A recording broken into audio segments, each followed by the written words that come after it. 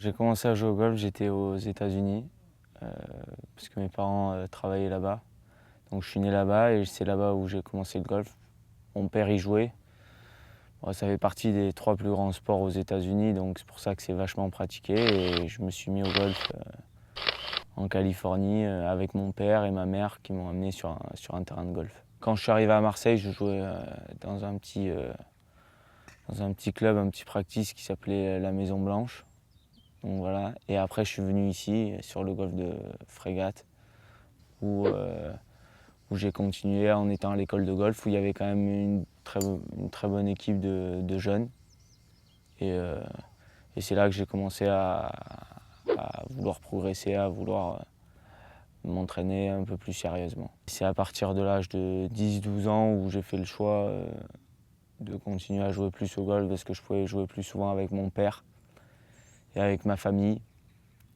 Et à partir de là, je jouais tous les week-ends au golf et c'est comme ça que je me suis mis un peu à vouloir pratiquer ce sport-là à fond. Je suis allé faire une première fois la détection d'épaule où j'ai été refusé. Ça m'a mis un petit coup parce que bon, je me suis dit bon, voilà, peut-être le golf c'est pas pour moi, machin. Après, il y a mes parents qui ont toujours cru en moi et qui m'ont dit non, mais tu réessayeras l'année prochaine, c'était peut-être un peu trop tôt. Je me suis réinscrit et je suis allé. Et là, pendant la détection, ils m'ont pris pour intégrer le pôle espoir jeune, enfin le pôle espoir à Antibes, avec Cyril. Et c'est ce qui a changé ma vie en gros. Parce que depuis là, j'ai fait que progresser, que voir les choses en grand. Je me rappelle, hein, comme si c'était hier, j'étais rentré au pôle, j'avais jamais fait un score négatif. Donc j'étais rentré au pôle, j'avais fait mon premier score négatif. J'avais jamais gagné de Grand Prix. Je suis arrivé, j'ai gagné mon premier Grand Prix, le Grand Prix de Foncode. Je me rappelle comme si c'était hier. Et après ça, j'ai gagné mon deuxième Grand Prix, qui était un peu plus gros, qui était le Grand Prix de Chibarta. Après, j'ai gagné les championnats de France. Après, j'ai gagné les internationaux de France.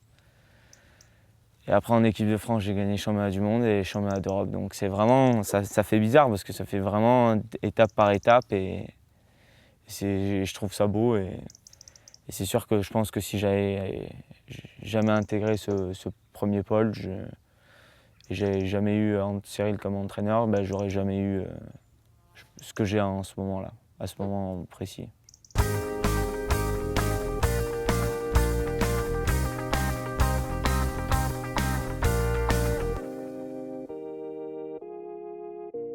Le Masters. Ouais, c'est vraiment le tournoi qui me fait vraiment rêver parce que c'est mythique, c'est toujours au même endroit. Mais après, le British à Saint-Andrews, je pense que ça peut être pas mal aussi. Il n'y a pas de Français qui ont gagné de majeur. Il y a des joueurs qui ne sont pas passés loin. Et je pense que gagner des majeurs, c'est ce qui me fait le plus rêver.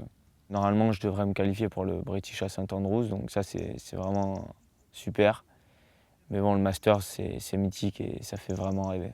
D'avoir vu Victor là-bas et d'avoir fait ce nombre de fois à la PlayStation, ce parcours, et de l'avoir vu un nombre de fois à la télé, c'est sûr que ça me donne envie. Et je sais que j'ai 4-5 tournois pour y arriver à la fin de la saison. Je pense qu'avec la nouvelle génération la génération des anciens, je pense qu'on peut faire quelque chose de beau. Et qu'il y a une bonne mixité entre les deux et que ça fait monter un peu toute cette bonne dynamique française.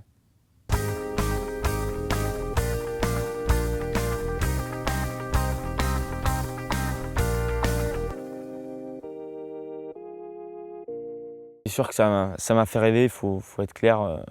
J'ai pas bougé de la télé pendant 2 jours. Et ça m'a donné une motivation mais supplémentaire. Quand j'ai vu ça, je me suis dit 2018, je suis obligé de l'avoir en tête. C'est vraiment quelque chose qui est fantastique.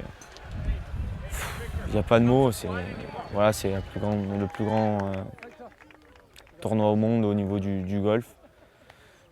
Par équipe, ce que j'adore, en match play en plus, ce que j'aime beaucoup aussi. Donc c'est vraiment un tournoi que j'ai en target et en plus on a la chance dans 4 ans de l'avoir en France. Donc Il va falloir vraiment être fort et c'est sûr que c'est quelque chose que j'ai envie de jouer aussi.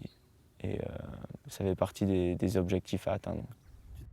C'est énorme, c'est sûr qu'on repense à toutes les conneries qu'on a pu faire jeune, tout ce qu'on a réalisé ensemble. Et là, de le voir à la Ryder Cup, en plus montrer la qualité de jeu il a sorti une qualité de jeu fantastique pendant tous ces matchs. Donc non, c'était vraiment incroyable et ça m'a donné envie. D'ailleurs, les 2 tournois d'après, je pensais qu'à ça et c'est sûr que ça m'a permis de trouver de la motivation supplémentaire parce que j'ai envie d'y être avec le plus de joueurs français possible dans cette compétition fantastique.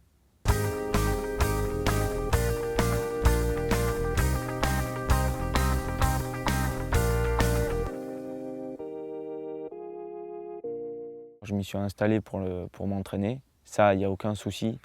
Mais après les tournois où tu es seul le soir, où tu as du décalage horaire, tu ne peux même pas discuter avec ta famille ou tes amis ou tes proches parce que tu as du décalage horaire. Donc c'est vraiment c'est quelque chose que j'ai pas envie d'affronter. J'ai vraiment envie de me faire plaisir dans ce que je fais et pour l'instant, je ne peux pas rêver mieux. Bon, c'est sûr que les victoires, ça aide, mais même en dehors de ça, d'être avec tous les autres joueurs français, manger ensemble le soir. Je commence à être un peu à la maison sur ce circuit-là. Et j'ai pas envie de brûler les étapes comme ça parce que tout se passe bien d'un coup. J'ai envie vraiment de prendre le temps de réfléchir. C'est sûr que je suis quelqu'un qui n'aime pas être seul. J'aime bien avoir du monde autour de moi, que ce soit le manager, les amis ou le staff.